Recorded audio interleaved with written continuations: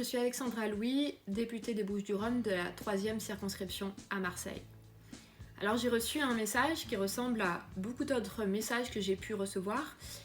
Je vis actuellement à Marseille avec mon fils et je suis depuis quelques années à la recherche urgente d'un logement. Sauf que jusqu'à présent, rien ne m'a été proposé par les bailleurs sociaux.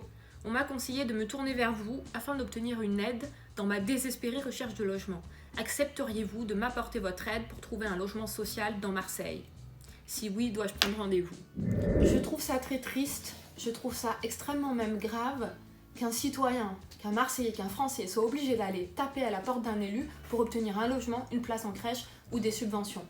C'est pas ça la démocratie. La démocratie, c'est de faire participer les citoyens, c'est de mettre tout le monde sur un pied d'égalité. Sinon, ça s'appelle des privilèges ou sinon, ça s'appelle du clientélisme. Et c'est ce que j'ai toujours combattu.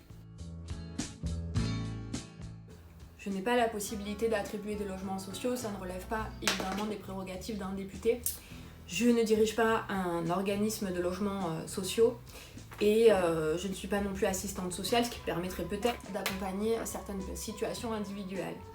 Par contre, ça met l'accent sur une problématique extrêmement grave à Marseille. C'est qu'il n'y a pas assez de logements sociaux, il n'y en a pas suffisamment. Ce qui fait que certaines personnes se retrouvent pendant des années à attendre un logement social.